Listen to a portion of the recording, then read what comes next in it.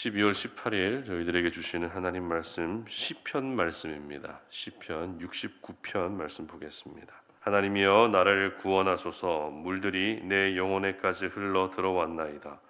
나는 설 곳이 없는 깊은 수렁에 빠지며 깊은 물에 들어가니 큰 물이 내게 넘치나이다. 내가 부르짖음으로 피곤하여 나의 목이 마르며 나의 하나님을 바라서 나의 눈이 쇠하였나이다. 까닭없이 나를 미워하는 자가 나의 머리털보다 많고 부당하게 나의 원수가 되어 나를 끊으려 하는 자가 강하였으니 내가 빼앗지 아니한 것도 물어주게 되었나이다. 하나님이여 주는 나의 우매함을 아시오니 나의 죄가 주 앞에서 숨김이 없나이다. 아멘.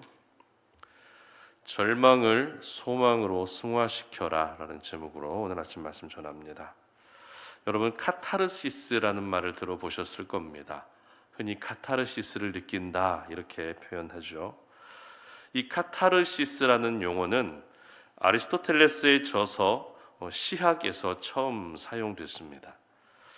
비극을 보면서 관객이 느끼는 공포와 연민을 통해 정서적 정화를 경험한다는 것입니다. 사람은 누구나 살아가면서 우울감이나 불안감, 긴장감을 가지고 살아가게 되는데 이러한 감정들이 해소되고 정화되는 것을 가리켜서 승화된다 이렇게 말합니다.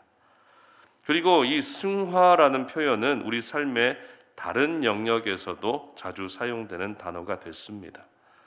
승화의 사전적 정의는 어떤 현상이 더 높은 상태로 발전되는 일이라는 뜻입니다. 그러니까 어떤 안 좋은 상황이 더 좋은 상황으로 바뀌게 될 때 승화라는 단어를 사용한다는 것입니다. 그런 점에서 하나님의 사람들은 이 절망을 소망으로 승화시킬 필요가 있습니다.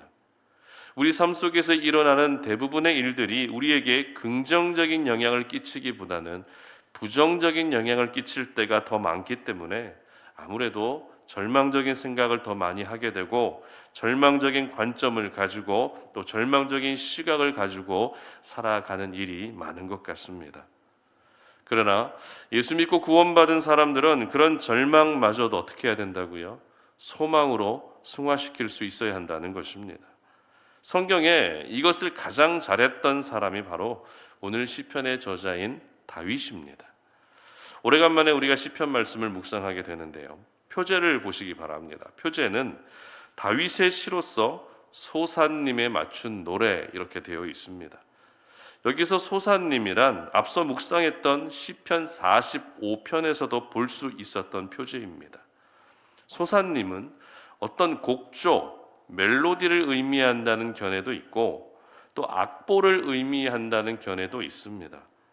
그리고 소사님의 뜻이 백합화라는 뜻인데 백합화 모양의 악기를 의미한다는 그런 견해도 있습니다. 그러나 이 중에서 무엇이 맞다라고 정확하게 확인된 것은 없다는 것을 기억하셨으면 좋겠습니다. 아무튼 시편 69편은 다윗이 쓴 시라는 것은 분명한 사실입니다. 따라서 중요한 것은 그렇다면 다윗이 어떤 상황에서 이 시를 썼는가 하는 것을 우리는 알아야 되는데요. 이것을 저희들에게 알려주는 말씀이 8절에 기록되어 있습니다. 함께 읽어보도록 하겠습니다. 내가 나의 형제에게는 객이 되고 나의 어머니의 자녀에게는 낯선 사람이 되었나이다. 아멘. 바로 친인척으로 인해 심한 고난을 겪을 때 이 시가 기록됐다는 것입니다. 다윗의 인생을 기록하고 있는 사무엘 말씀이나 열왕기 말씀을 보게 되면 다윗이 혈연으로 이루어진 가족 때문에 고통을 겪었을 때는 2번 이런 일이 있었습니다. 바로 아들 압살롬의 반역과 또 다른 아들 아도니아의 반역입니다. 그런데 압살롬의 반역은 우리가 자주 들어왔기 때문에 어느 정도 익숙하지만 아도니아의 반역은 조금 생소하게 다가올 수도 있을 것 같습니다. 이해를 위해서 잠시 말씀드리면 다윗이 늙어서 죽음을 앞두고 있을 때 후계자를 누구를 세워야 하는지 중요한 기로에 섰을 때가 있습니다. 이때 아도니아가 스스로 왕이 되겠다며 군대장관 요압과 제사장 아비아달과 함께 모의하게 됩니다. 이것을 알게 된 나단 선지자와 브나야와 같은 충신들이 밧세바에게 건의하게 되고, 밧세바는 늙은 다윗에게 솔로몬을 후계자로 세우겠다는 과거 다윗의 약속을 상기시켜주면서 왕권이 아도니아에게 넘어가지 않게 막아냈던 일이 있었습니다. 많은 성경학자들의 견해는 압살롬과 아도니아의 반역 중에 이 아도니아의 반역, 그러니까 다윗의 말년에 시편 69편을 기록했다고 의견을 모으고 있습니다. 여러분 생각해 보십시오. 이미 압살롬의 반역 때문에 굉장히 심한 진통을 겪었던 다윗입니다. 그런데 죽음을 앞둔 말년에 또 다른 아들 아도니아의 반역이 일어나면서 다윗이 체감했던 그 고통이 얼마나 컸겠습니까? 도대체 왕의 자리가 뭐라고? 이 왕의 자리 때문에 아들이 반역을 일으키는 것을 또 볼 수밖에 없는 다윗의 마음이 얼마나 무너졌겠습니까?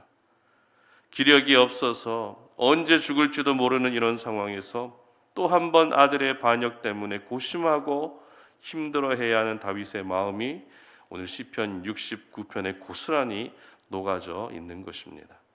이것을 잘 보여주는 말씀이 1절과 2절에 잘 기록되어 있습니다. 함께 읽어보겠습니다. 하나님이여 나를 구원하소서. 물들이 내 영혼에 흘러 들어왔나이다. 나는 설 곳이 없는 깊은 수렁에 빠지며 깊은 물에 들어가니 큰 물이 내게 넘치나이다. 아멘. 물들이 내 영혼에 흘러 들어왔다는 것입니다. 성경에서 물은 성령이라는 좋은 의미도 있지만 심판의 의미도 함께 가지고 있습니다. 대표적인 사건이 홍수 심판이죠. 물들이 영혼에 흘러 들어왔다는 것은 물이 마치 홍수처럼 범람하고 있다는 표현인 것입니다. 그리고 깊은 수렁이라는 표현, 깊은 물, 큰 물이라는 표현을 통해서 지금 다윗의 영혼의 상태가 속된 말로 장난이 아니다라는 것을 보여주고 있는 것입니다. 그런데 이 표현이 뒤에 가서 또 한 번 반복되는 것을 볼 수 있는데요. 14절과 15절 말씀 보시기 바랍니다. 나를 수렁에서 건지사 빠지지 말게 하시고 나를 미워하는 자에게서와 깊은 물에서 건지소서. 큰 물이 나를 휩쓸거나 깊음이 나를 삼키지 못하게 하시며 웅덩이가 내 위에 덮쳐 그것의 입을 닫지 못하게 하소서. 아멘. 이 말씀에서도 마찬가지로 수렁, 깊은 물, 큰 물, 웅덩이라는 표현을 사용함으로써 다윗 자신의 영혼의 상태뿐만 아니라 지금의 모든 환경마저도 결코 좋지 않다라는 것을 강조하고 있는 것입니다. 이렇게 죽음을 앞둔 마지막 순간까지 아들 때문에 힘들어하고 있는 다윗의 상황을 잘 표현해 주는 단어는 아무래도 절망이라는 단어일 것 같습니다. 그래서 시편 69편 거의 모든 절마다 절망이라는 표현과 절망의 상황들이 계속해서 반복되고 있습니다. 그러나 중요한 것은 다윗은 그 절망에 그대로 머물러 있지 않았다는 것입니다. 비록 상황은 절망적이었지만 그 절망을 어떻게 하고 있습니까? 소망으로 승화시키고 있었다는 것입니다. 이것을 잘 보여주는 말씀이 우리가 앞서 읽었던 말씀입니다. 분명 2절과 3절 그리고 14절과 15절은 모두 깊은 수렁, 큰 물, 웅덩이와 같은 부정적이고 절망적인 표현들로 가득 채워져 있는 말씀들입니다. 그런데 잘 비교해 보시기 바랍니다. 전반부인 2절, 3절 말씀과 중반부의 14절, 15절 말씀에는 결정적인 차이가 있습니다. 그 차이가 무엇입니까? 바로 2절과 3절 말씀은 절망적인 상황을 하나님께 있는 그대로 호소하고 있는 말씀이고 14절과 15절은 그 절망적인 상황 가운데서도 나를 구원해 주시기를 요청하는 기도의 내용으로 이루어져 있다는 것입니다. 그래서 14절을 기준으로 69편, 시편 69편을 전반부와 후반부로 나누어 보면 전반부에서는 기도와 간구의 내용으로 기록된 말씀이 불과 한두 절밖에 안 되지만 후반부에서는 거의 매 절마다 기도와 간구의 내용으로 이루어져 있는 것을 보게 됩니다.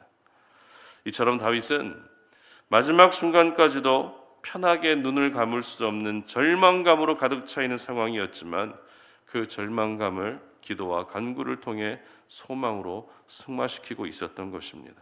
그리고 실제 솔로몬이 다윗의 후계자인 왕으로 세워주는 과정을 기록하고 있는 열왕기상 1장을 보게 되면 다윗이 직접 관여하고 있는 것을 볼 수 있습니다.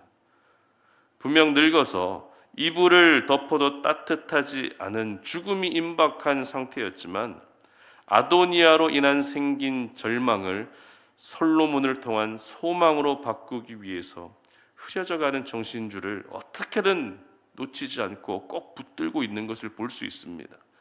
쇠약해져가는 기력을 다시 일으켜 세우며 결국 하나님의 약속대로 솔로몬을 왕으로 세우는 일을 마친 후에 하나님의 품에 안기게 됩니다. 그런데 여러분, 절망의 시간, 이런 절망의 상황은 다윗의 인생에만 찾아오는 것이 아니죠. 오늘을 살아가는 우리 모두에게도 매일매일의 삶이 마치 절망과 같은 상황일 때가 있다는 것입니다. 가정을 생각해 봐도, 직장을 생각해 봐도 절망적일 때가 있고, 내 건강도 점점 쇠약해져 가고 있고, 경제적인 형편도 더 안 좋아지고 있고, 사람들과의 관계에서도 어떤 오해가 생기고 갈등이 생깁니다.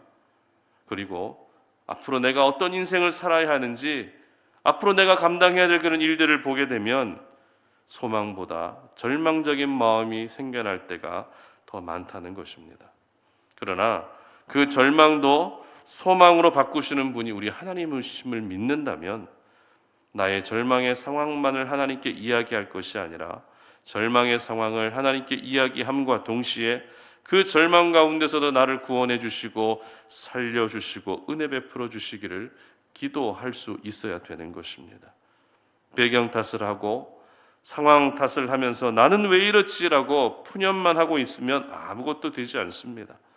그러나 배경 탓을 하더라도, 상황 탓을 하고 누군가를 탓하더라도 탓만 하고 끝나는 것이 아니라 기도할 수 있어야 되는 것입니다. 그러면 그 기도를 통해서 하나님은 내게 가득 채워져 있었던 그 절망을 소망으로 승화시켜 주시는 것입니다.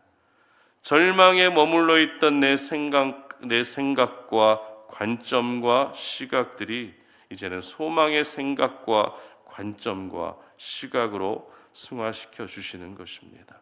바라기는 오늘의 이 말씀을 기억하시면서 여러분이 지금 처해 있는 상황이 절망적이라 할지라도 그렇게 소망이 느껴지지 않는 그런 어려움이 있더라도 그 가운데서도 그 절망을 소망으로 바꿀 수 있는 기도를 통해 하나님의 내 인생에 이런 아름다운 역전의 은혜를 베풀어 주신다는 것을 경험하시고 그렇게 소망으로 살아가는 신실한 믿음의 사람들 되시기를 주님의 이름으로 축복합니다. 함께 기도하겠습니다.